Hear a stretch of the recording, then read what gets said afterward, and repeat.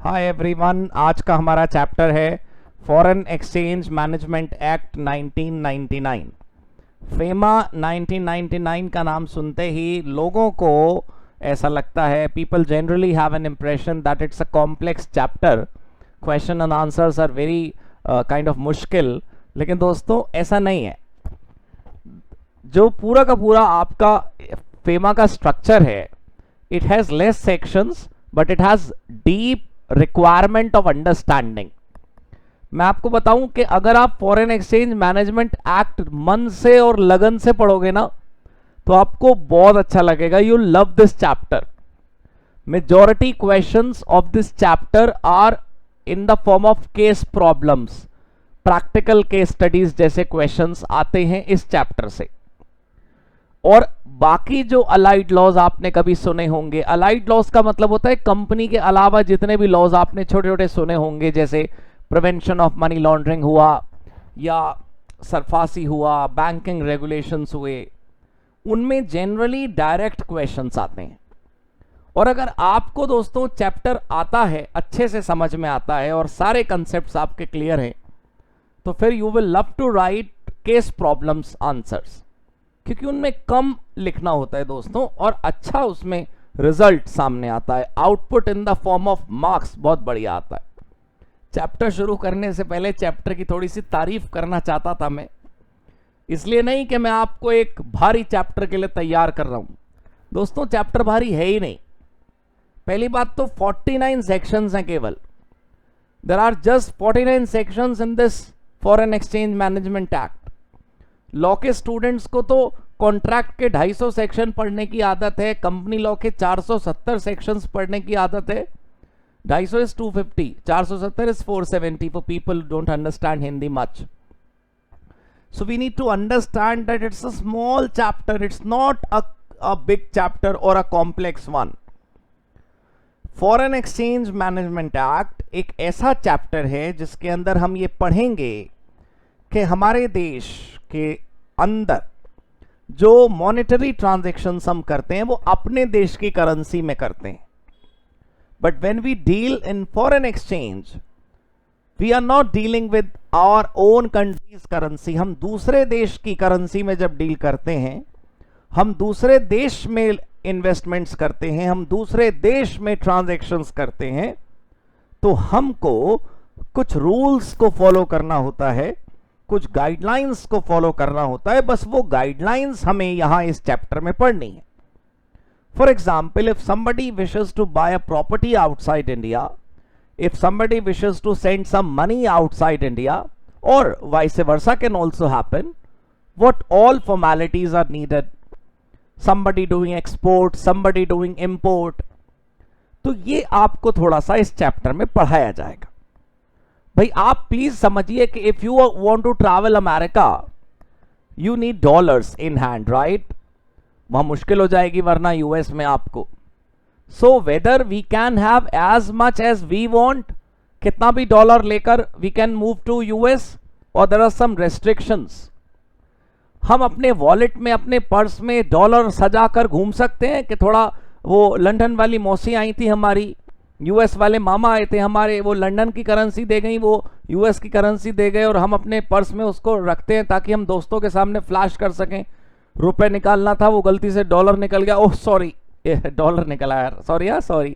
तो क्या हम रख सकते हैं अपनी जेब में जितने डॉलर चाहें, जितने यूएस के करेंसी, यूके की करेंसी, दूसरे देशों की फॉरेन एक्सचेंज हम अपने पास रखना चाहें, क्या रख सकते हैं? भाई हमारी मौसी देकर गई हैं। हम एक्सपोर्ट करना चाहते हैं और एक्सपोर्ट करके जहां भी हमने माल भेजा वहां से पैसे नहीं मंगाना चाहते, हम चाहते हैं फ्री में हम एक्सपोर्ट कर दें। We don't want money. हमको लग रहा है कि कोई कंट्री में some person need some goods और some services, we want to export without payment. Can we do that? मैं आपको ये सब इसलिए बता रहा हूं कि इन सभी सवालों के जवाब आपको इस चैप्टर में मिलेंगे। In this chapter we will not only talk about commerce and business, we will talk about domestic transactions also। भाई आप विदेश पढ़ने जाएं तो आपका पेरेंट, आपका फैमिली आपको पैसा कैसे भेजेगा, या कोई आप विदेश जाएं जॉब करने, फिर आप अपने घर वालों को, पेरेंट्स को इंडिया में पैसा कैसे भेजेंगे, इसकी भी बातें यहां पर होंगी। तो मैं आपको बताना चाहता हूं आज के इस इंटरनेशनल एनवायरनमेंट में, इस 21st सेंचुरी में, जहां पर हमारे पास ग्लोबल मूवमेंट्स हैं, ये चैप्टर बच्चे अक्सर पढ़कर नहीं जाना चाहते एग्जाम में, न जाने क्यों। एग्जाम में इसकी वेटेज अपनी जगह है, वो ठीक है, लेकिन लाइफ में भी इसकी बहुत अच्छी वेटेज है। आपके जो 5 मिनट मैंने लिए वो इसीलिए लिए कि आप इस चैप्टर के बारे में पहले इतना समझ उड़ लें।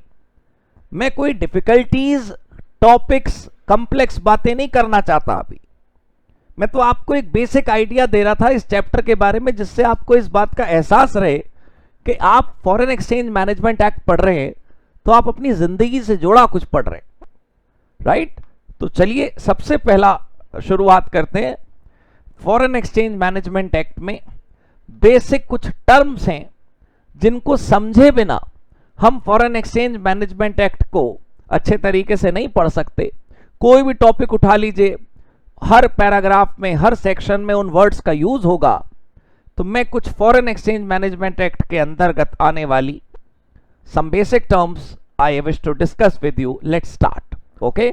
आप भी अपनी नोटबुक खोल लीजिए, मैं भी अपनी नोटबुक खोल लेता हूं, और फिर दोनों मिलकर बस चैंपियन वाला चैप्टर पढ़ेंगे। ठीक है, चलो सबसे पहले चैप्टर का नाम लिखिए, नए चैप्टर का नई heading, foreign exchange management act 1999। Foreign exchange management act 1999, right दोस्तों। फिर एक हेडिंग डालिए इंट्रोडक्शन की।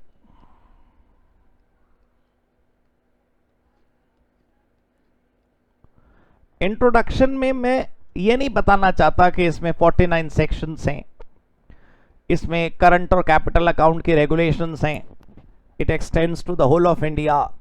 ये सब बातें हम अभी पढ़ लेंगे, प्लीज वेट। इंट्रोडक्शन में मैं कुछ खास बात आपको बताना चाहता हूं। लिखिए point 1, FEMA 1999 is an act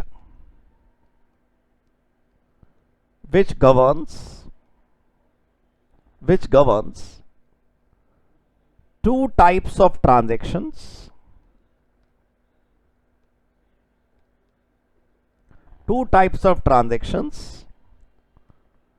done by two types of people। ये है काम की बात जो आपको सबसे पहले पता होनी चाहिए। भाई हर आदमी जानता है कि सेक्शन 1 के अंदर, किसी भी लॉ के सेक्शन 1 के अंदर लिखा होता है it extends to the whole of India, it will come into force on this date. अब ये कानून 1999 में बना, इसमें 49 सेक्शंस हैं। ये मेरे समझाने की बातें नहीं है, ऑल्दो मैं अभी सेक्शन 1 पढ़ाऊंगा, आपको लिखवाऊंगा एक एक वर्ड, मैं ये नहीं कह रहा। मैं बिगिनिंग की बात कर रहा हूं कि चैप्टर की शुरुआत में हमें यह पढ़ना चाहिए कि इस चैप्टर में पढ़ाया क्या जाएगा, इस चैप्टर में समझाया क्या जाएगा। FEMA 1999 is an act in which we have governance of two major transactions। दो प्रकार की ट्रांजैक्शंस हैं जिनको गवर्न करने के बारे में इस एक्ट के अंदर रूल्स लिखे हैं, और ये ट्रांजैक्शंस दो प्रकार के लोग करते हैं।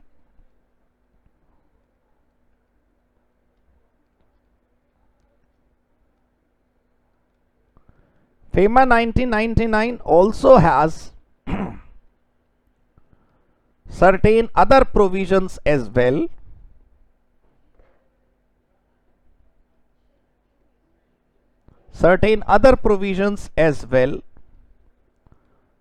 but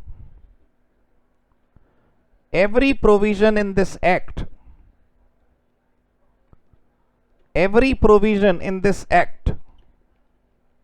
revolves around these two transactions only।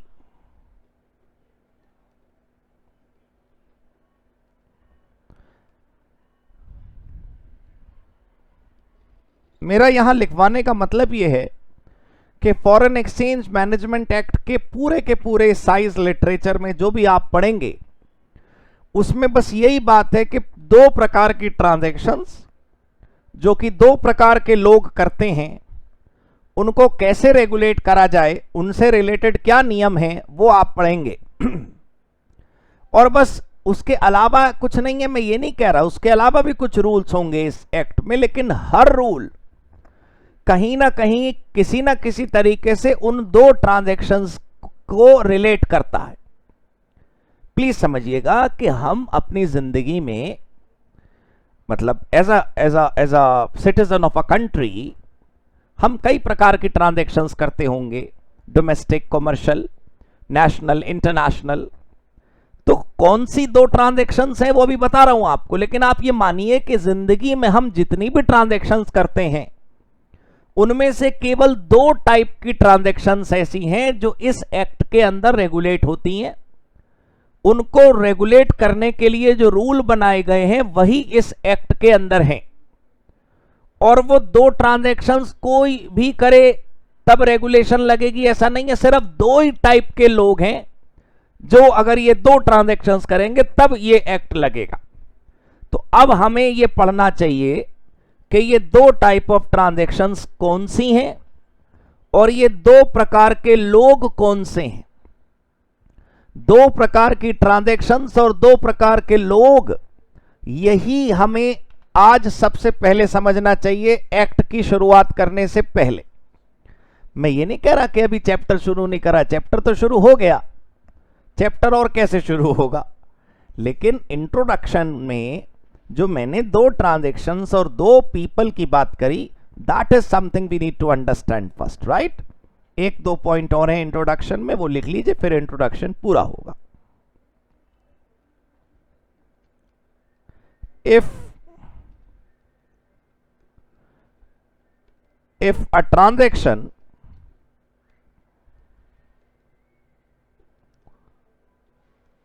transaction does not fall,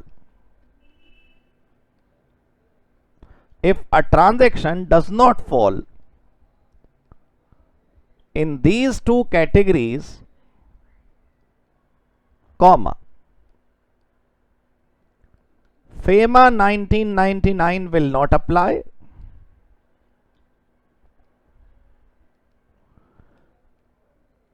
अगर आपने कोई ट्रांजैक्शन करी अपने बिजनेस में, अपने घर में, अपने डोमेस्टिक लाइफ में, और वो ट्रांजैक्शन इन दो ट्रांजैक्शंस की कैटेगरी में फॉल नहीं कर रही, तो फिर फेमा नहीं लगेगा। And if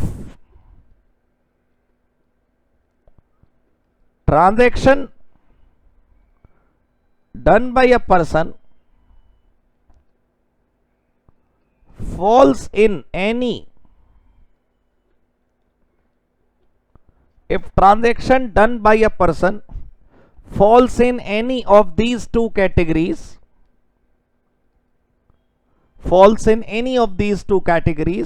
comma, but not done by a person from these two categories, FEMA 1999 will not apply। मतलब थर्ड पॉइंट में मैंने लिखा कि ट्रांजैक्शन वही होनी चाहिए जो एक्ट में लिखी हैं दो, नहीं तो फिर फेमा नहीं लगेगा। फोर्थ पॉइंट में मैंने लिखा है कि मान लो ट्रांजैक्शन तो वही है जो उन दो कैटेगरीज से रिलेट करती है, उन दो कैटेगरीज में फॉल करती है, लेकिन वो उन दो लोगों की कैटेगरी से मैच नहीं कर रहा। वो पर्सन, ट्रांजैक्शन मैच कर गई फेमा से तो फेमा लग गया, लेकिन वो ट्रांजैक्शन जिस पर्सन ने करी है वो पर्सन स्पेसिफाइड कैटेगरीज से मैच नहीं कर रहा, फिर फेमा नहीं लगेगा। तो इसका मतलब रिक्वायरमेंट ये है कि वो ट्रांजैक्शन भी वो होनी चाहिए जो फेमा में लिखी है, और पर्सन भी वो होना चाहिए जो फेमा में लिखा है, कि मतलब अगर वो वाली ट्रांजैक्शन वो वाले पर्सन ने करी तभी फेमा लगेगा। पक्का क्लियर हो गई बात? इट मीन्स, देखिए आपको ऐसा लगे अगर कभी कि मैं एक ही बात 2 बार बता रहा हूं तो आप गलत हैं। मैं एक ही बात 2 बार नहीं 10-10 बार बता रहा हूं, क्योंकि 10 बार अभी बताना ठीक है, 2 बार एग्जाम देना गलत है। समझे आप? मुझे पता है आप समझ गए होंगे मैं क्या बताना चाह रहा हूं। It means FEMA 1990 will apply only when transaction done and person who performed this transaction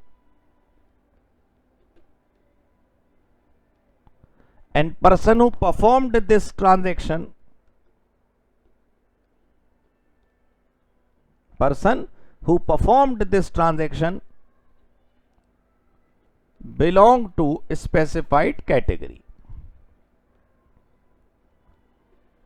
ठीक है? तो फेमा तभी लगेगा जब जो ट्रांजैक्शन करी गई और जिसने ट्रांजैक्शन करी दोनों लोग फेमा में बताई हुई कैटेगरी से मैच करते हैं। तो अब हमारी हेडिंग क्या होनी चाहिए? पहले हम ये पढ़ेंगे कि कौन सी 2 ट्रांजैक्शंस हैं जिन पर फेमा लगता है, और कौन से वो 2 पर्सन्स हैं जिनके ऊपर फेमा लगता है। तो अब हम समझेंगे पहले ट्रांजैक्शंस और फिर उसके बाद पर्सन। तो सबसे पहले हेडिंग डालिए, और ये सब आपने लिख लिया ना जो मैं लिख रहा हूं? नहीं लिखा तो आप वीडियो को पॉज करके लिख सकते हैं। ये पॉइंट नंबर 1 2 3 इस समय स्क्रीन पर विजिबल हैं, और ये पॉइंट नंबर 4 एंड 5 विजिबल हैं। पॉज करके इसको पूरा नोट कर लीजिए, फिर अगली हेडिंग पर आइए। अगली हेडिंग हमारे पास है 2 टाइप्स ऑफ ट्रांजैक्शंस। ठीक है दोस्तों, ये लिख लिया ना आपने?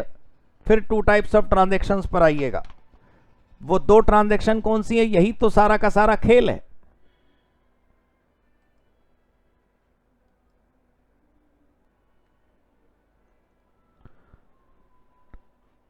अगली heading 2 types of transactions.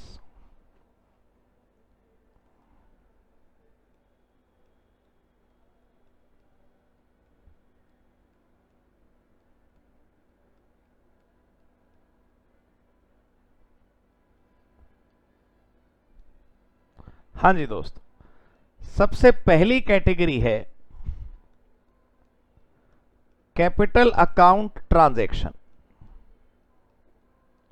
Account is ACCOUNT। मैं पूरा लिख देता हूं, कोई बात नहीं।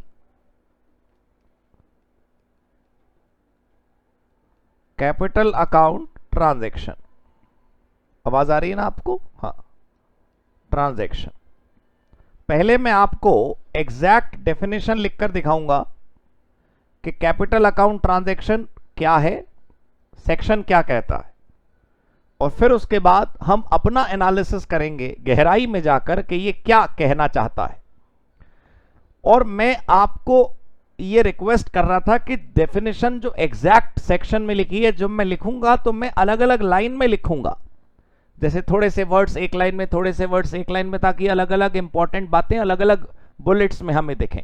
आप भी प्लीज वैसे लिखना, हाँ, तो थोड़ा सही रहेगा।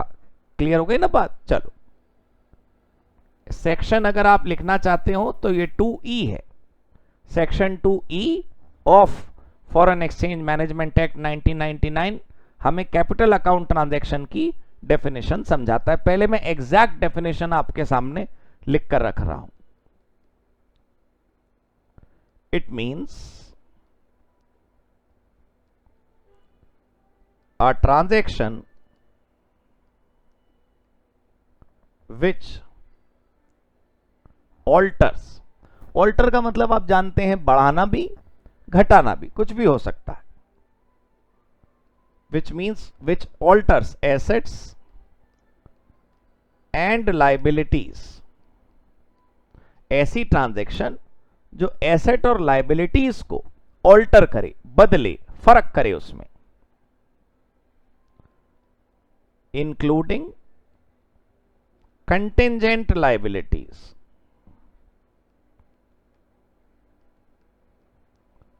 including contingent liabilities,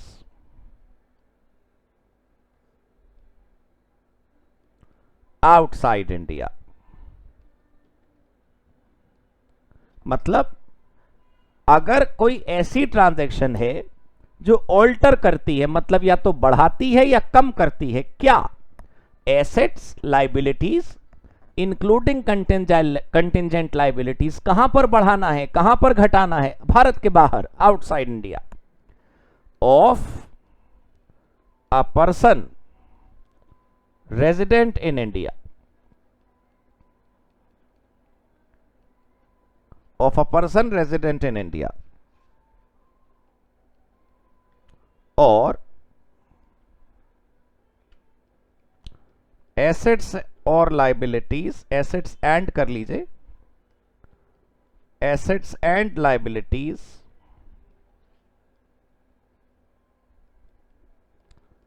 in India of a person resident outside India, comma. अब आप बहुत ध्यान से जरा देखें, मैं एक और जो यहां पर लिखा है वो हाईलाइट करना चाहता हूं। वैसे मैं डिटेल्ड एक्सप्लेनेशन अभी लिखूंगा, आप भी लिखेंगे, लेकिन एक बात मैं आपको बताऊं, जरा ध्यान से देखिएगा। एसेट्स एंड लाइबिलिटीज कहां पर? Outside India. किसकी? ऑफ अ पर्सन, ऐसे पर्सन की एसेट लाइबिलिटी विदेश में अप या डाउन हो जो इंडियन रेजिडेंट हो, या एसेट लाइबिलिटी भारत में ऑल्टर हो, किसकी? जो भारत के बाहर का रेजिडेंट है। मेरा कहने का मतलब ध्यान से समझिए, अगर हिंदी में हम बात करें, if you allow me for a minute, यहां के हिंदुस्तानी आदमी की एसेट और लाइबिलिटी विदेश में ऑल्टर हो और विदेशी आदमी की एसेट और लाइबिलिटी इंडिया में ऑल्टर हो, उसे कैपिटल अकाउंट ट्रांजैक्शन कहते हैं। भाई आप समझिए, अगर भारत के आदमी ने भारत में एसेट और लाइबिलिटीज इनकर खरीदी या ऑल्टर करी, मतलब इंडियन आदमी की इंडिया में ही एसेट लाइबिलिटी में कोई चेंज आया, तो भारत के आदमी की भारत में एसेट लाइबिलिटी बदलेगी, तो फिर वो कैपिटल अकाउंट ट्रांजैक्शन नहीं होगा, उस पर फेमा नहीं लगेगा। भारत के पर्सन की एसेट लाइबिलिटी विदेश में बदले मतलब इंक्रीज या डिक्रीज, और विदेशी आदमी की एसेट लाइबिलिटी भारत में बदले, तब जाकर फेमा लगेगा।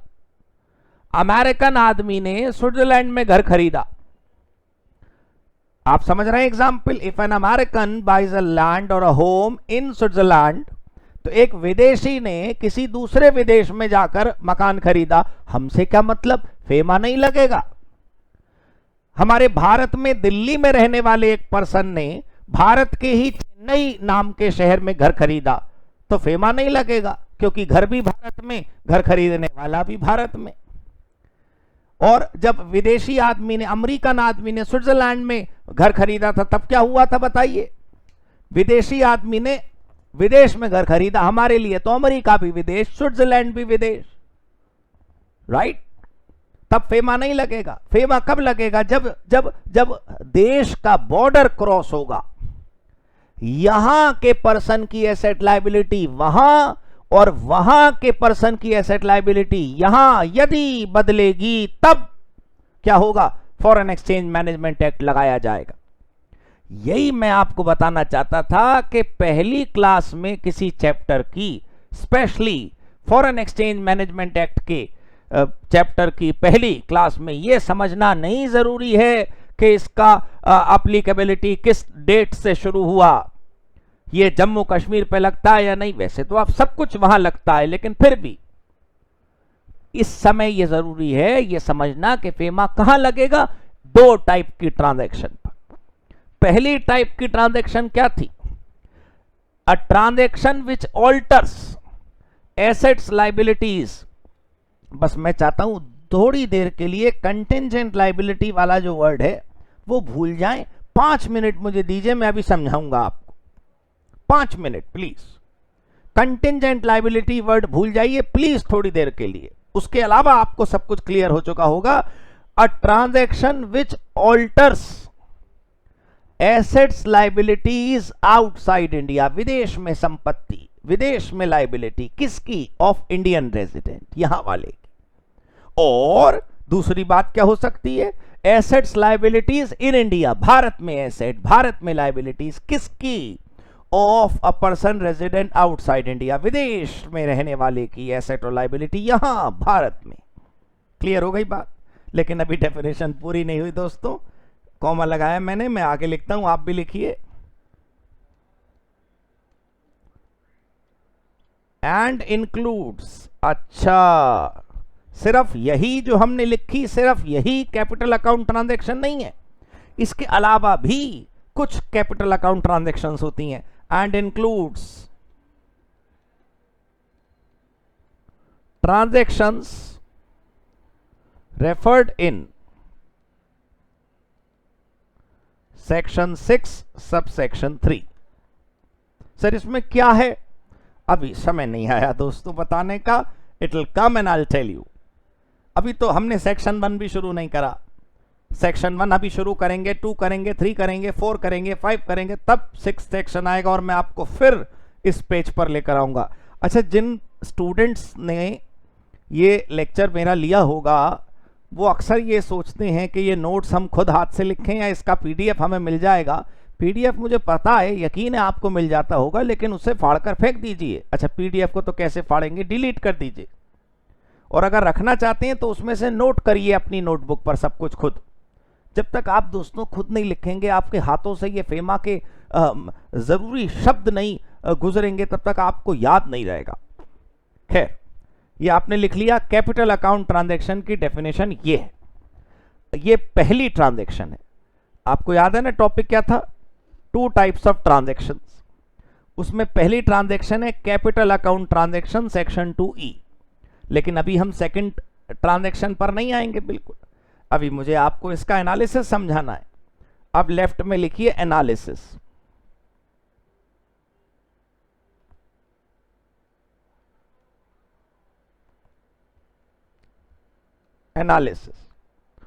एनालिसिस ये है दोस्तों, कैट मतलब कैपिटल अकाउंट ट्रांजैक्शन 2 प्रकार की होती हैं।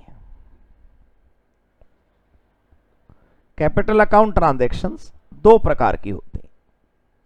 पहला वो जो सेक्शन 2E में लिखी है। 2E में कहां पर सर? अरे अभी जो डेफिनेशन लिखी वो 2E ही तो थी। और दूसरी वो जो सेक्शन 6 सबसेक्शन 3 में लिखी है। जो दूसरी वाली है दोस्तों, उसको पढ़ने का अभी समय नहीं आया। उसके नीचे हम कोई और फर्दर ब्रांच नहीं क्रिएट करेंगे, कोई और फर्दर तीर नहीं लगाएंगे। लेकिन जो ये है सेक्शन 2E, जरा वो बताइए वो क्या कहता है? वो हमें बताता है कि 2 प्रकार की ट्रांजैक्शन कैपिटल अकाउंट है। पहला, ऑल्ट्रेशन ऑफ, ये ऑल्ट्रेशन ऑफ ऊपर लिख देता हूं मैं क्योंकि वो तो कॉमन है। ऑल्ट्रेशन ऑफ मतलब चेंज हो किस में? एसेट्स और liabilities outside India.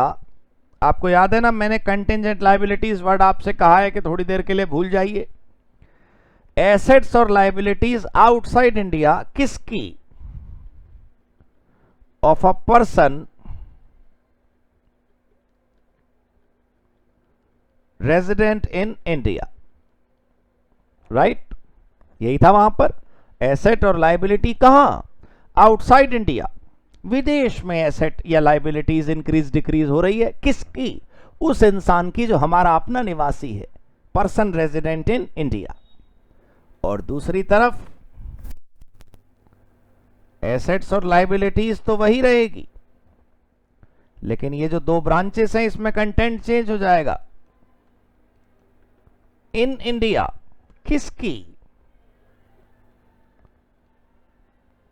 Of a person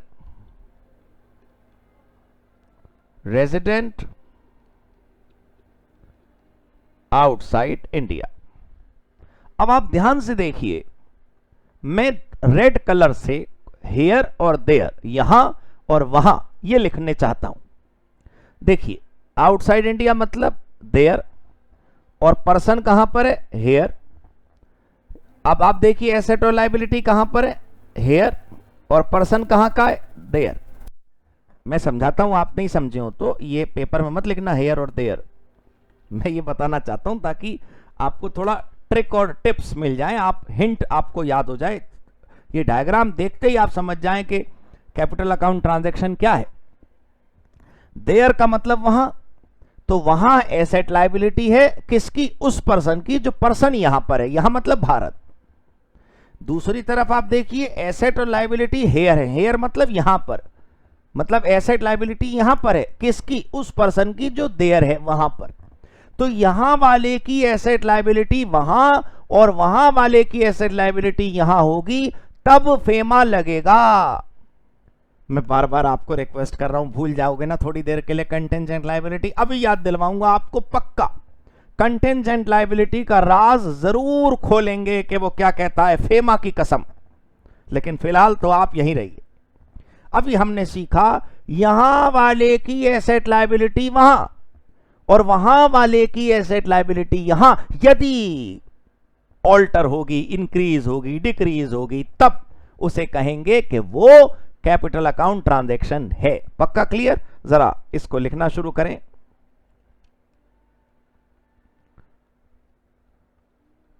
it means if assets liabilities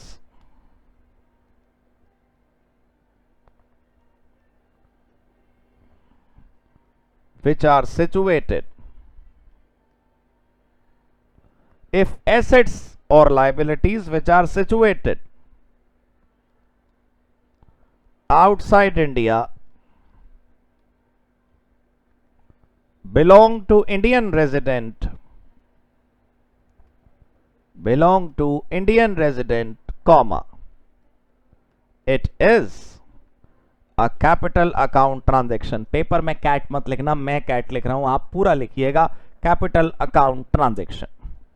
तो अब आप देखिए एसेट और लायबिलिटी सिचुएटेड कहां पर है, आउटसाइड इंडिया, लेकिन वो बिलोंग करती है उस आदमी को जो भारत में रहवासी है, भारत में रहता है, इंडियन रेजिडेंट है।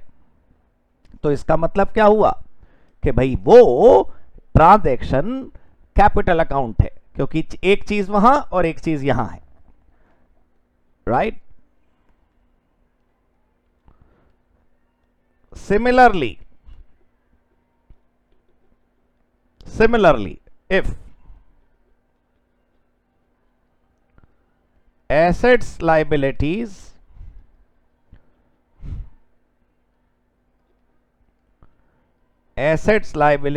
which are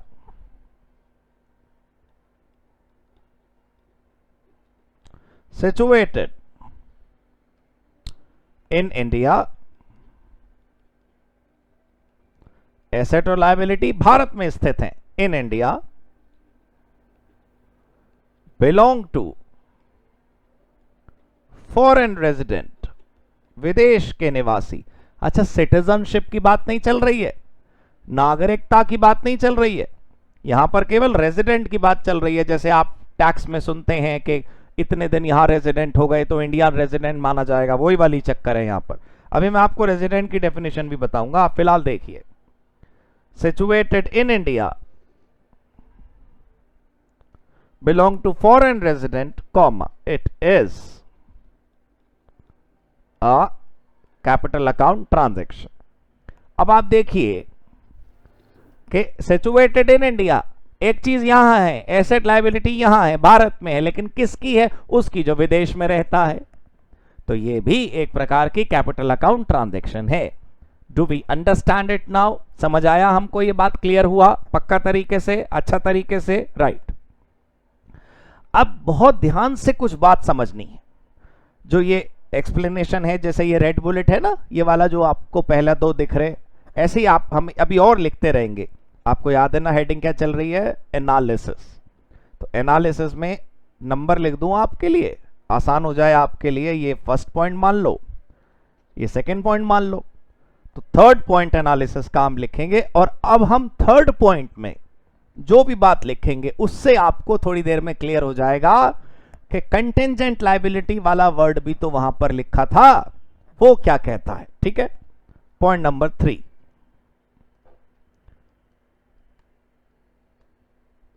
it means if an Indian resident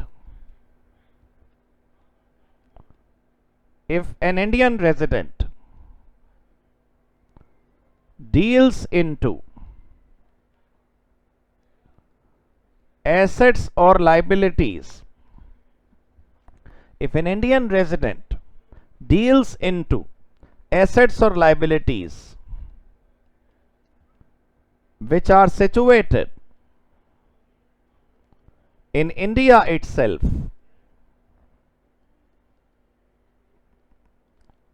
it is not capital account transaction. अब आप कहेंगे पॉइंट 3 1 और 2 का ही तो ऑपोजिट है। हां तो दोस्तों, common sense is not so common. We have seen people getting failed on silly wrong answers और mistakes.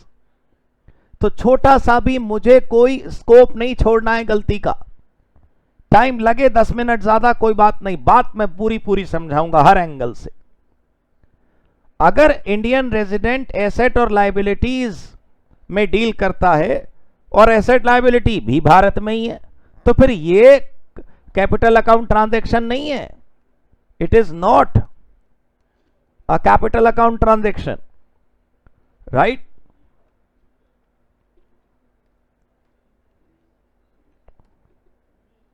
Similarly,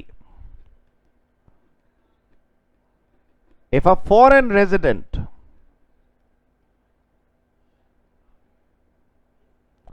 deals into asset or liabilities which are situated outside India,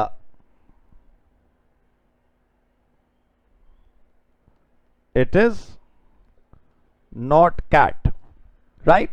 ये भी कैपिटल अकाउंट ट्रांजैक्शन नहीं है। It does not matter whether country of person and country of asset liability are same or not। ये क्या लिखा आपने? मैंने अभी बताया आपको कि अगर विदेशी आदमी विदेश में एसेट लायबिलिटी में डील करेगा तो भी फेमा नहीं लगेगा। अमेरिकन आदमी स्विट्जरलैंड में एसेट खरीदेगा, डील करेगा, तब भी फेमा नहीं लगेगा, क्योंकि भारत का तो दोस्तों कोई रोल ही नहीं हुआ ना। यह बात मैंने यहां पर लिखवाई कि इस बात से कोई फर्क नहीं पड़ता कि जो इंसान है वो कौन से देश का है और एसेट कौन से देश की। अगर वो दोनों में से कोई भी भारत नहीं है तो फेमा नहीं लगेगा। इसी के आगे लिखिए, if none of these country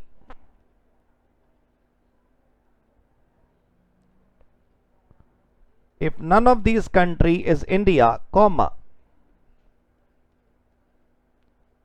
FEMA will not apply। जानते हैं इसका मतलब क्या हुआ? कि अगर एसेट और पर्सन, लायबिलिटी और पर्सन दोनों भारत के हैं तब भी फेमा नहीं लगेगा, और दोनों में से एक जगह भारत नहीं है तब भी फेमा नहीं लगेगा। जरा देखिए, मैं लिखकर दिखाता हूं। यहां तक समझ आ गया आपको? मतलब लिख लिया ना आपने, समझा मैं और आगे रहूं, ठीक है। अब जरा देखो आप, country of asset liability, country of person,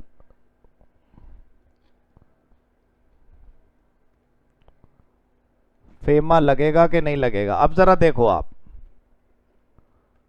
अगर ये एसेट लायबिलिटी भी भारत में है और जो इंसान एसेट और लायबिलिटी में डील कर रहा है वो भी भारत में है, तो जब दोनों भारत में है तो फेमा नहीं लगेगा, क्योंकि ये तो डोमेस्टिक ट्रांजैक्शन हो गई। फॉरेन एक्सचेंज है कहां यहां पर?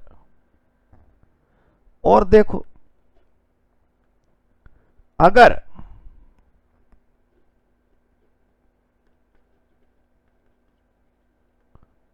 एसेट और लायबिलिटी भारत के बाहर है और वो पर्सन भी भारत के बाहर है, तो बताओ, दोनों चीजें विदेश में, तो फिर भारत से मतलब क्या? भारत का कानून क्यों लगेगा? फिर भी फेमा नहीं लगेगा। तीसरा देखो आप, अगर एसेट लायबिलिटी भारत में हो लेकिन जो पर्सन इसमें डील कर रहा है वो आउटसाइड इंडिया हो,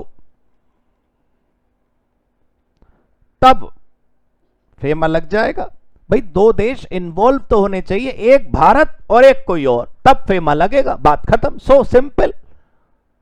इसमें कोई रॉकेट साइंस थोड़ी है ये बात समझने में।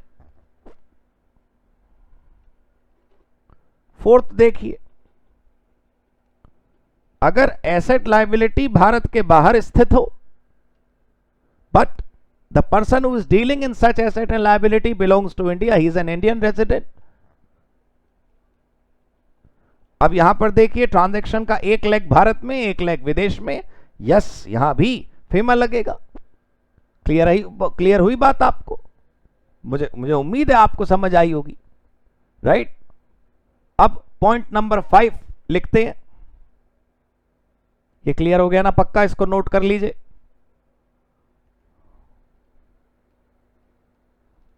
Point number 5, when we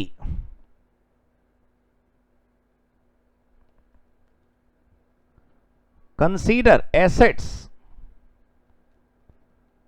and liabilities, we must note following important points.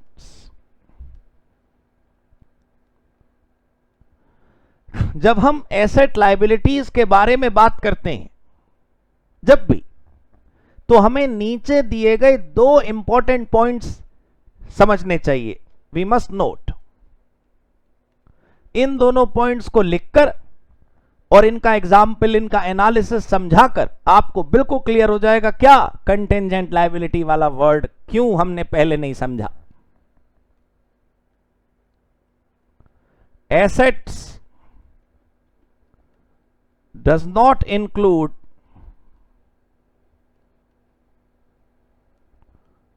contingent asset,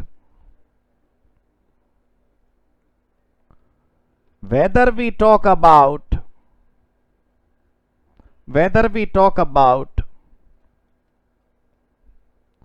Indian resident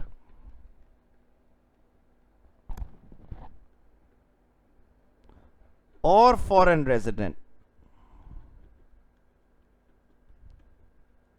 मतलब भाई आपने बार बार पढ़ा ना कि जब एसेट और लायबिलिटी में डीलिंग्स होंगी क्रॉस बॉर्डर, तब फेमा लगेगा। तो अगर कोई पर्सन दूसरे देश में ट्रांजैक्शंस कर रहा है और ऐसी ट्रांजैक्शन कर रहा है जो कंटिंजेंट एसेट की है, तो फेमा नहीं लगेगा। एसेट में कंटिंजेंट एसेट इंक्लूड नहीं होती। इसका मतलब अगर कोई विदेशी भारत में कंटिंजेंट एसेट में बिजनेस कर रहा है या भारत का आदमी विदेश में कंटिंजेंट एसेट का काम कर रहा है, तो फेमा नहीं लगेगा। मैं भी एग्जाम्पल एनालिसिस सब देता हूं आपको, आप नोटिंग का काम पहले जरा करिए।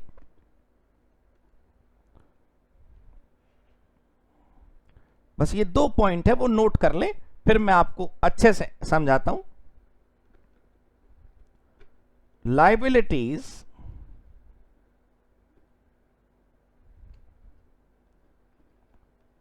do not include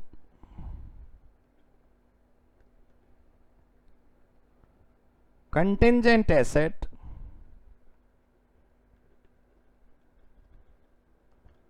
when we talk about foreign resident, but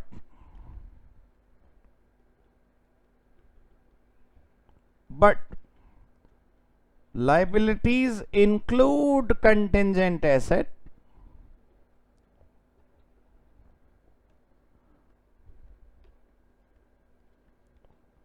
when we talk about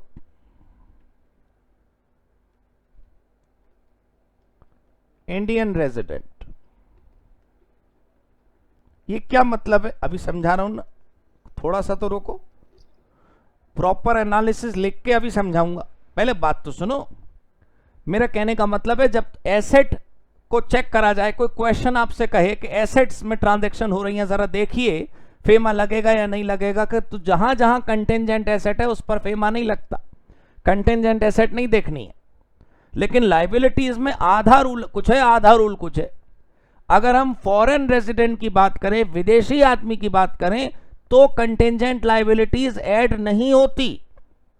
लेकिन अगर हम इंडियन रेजिडेंट की बात करें तो कंटेंजेंट लाइबिलिटी ऐड होती है।